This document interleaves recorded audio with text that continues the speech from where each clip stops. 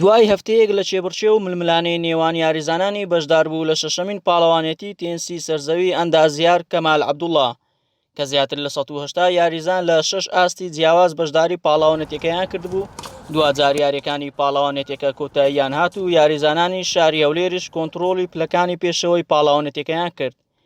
وەکو پێشتریش بڕیارماندا بوو سار بە سار پاڵەوانێتەکە گەورەترکەن و فراوانترکەین و بەشداری زۆرتر تێدابی. ئەم ساڵ زیاتر لە 185 یاریزان بەشداری کرد و زۆر بە سەرکەوتووی لە هەموو لایەنێک لە لایەنی ڕێخستن لە تەحکیم لە بەڕێوە بردن لە جەماوەر لە هەموو لایەنە کە زۆر سەرکەوتوو بوو. ئەو پاڵەوانێتە بەبێ کێشە هەروەکو بە خۆشتان ئامادە بوون چەندین جار کە ڕووماڵتان کردیە و زۆر بەباشی بەڕێوە چوو.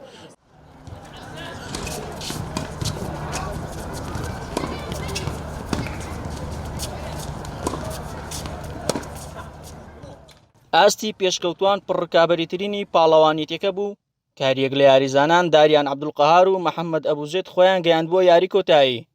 لە یاری کۆتاییش محەممەد توانی یاریەکە بە 2 جێمی بێ وەڵام لە داریان باتەوە.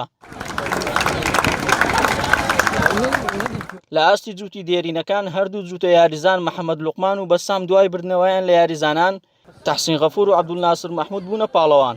لە ئاستەکانی تریش هەرێک لە تێنیسزانان ئەحمەد شێروان لە ئاستی 8 ساڵان و داهێن زەردەش لە ئاستی 10 ساڵان و ئاکام دلزار لە ئاستی 12 ساڵان و محەممەد نیاد لە ئاستی 15 ساڵان بوونە قارەمانی پاڵەوانێتیەکە لە ئاستەکانی خۆیان. بەڕاستی من هەستێکی زۆر خۆشمە بوو کە ئەم پاڵەوانێتە مێنا.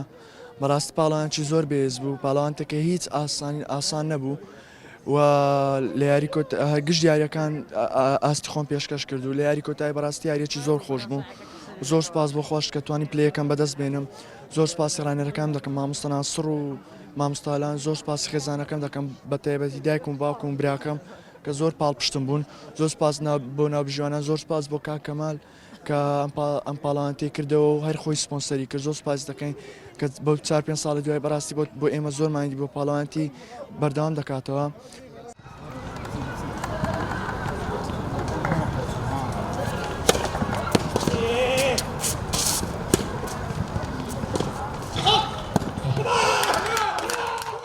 دوای ساڵێک چاوەڕوانی و دووری یاریزانانی یاری تێنسی سەرزەوی لە پاڵەوانێتەکانی کوردستان و عێراق.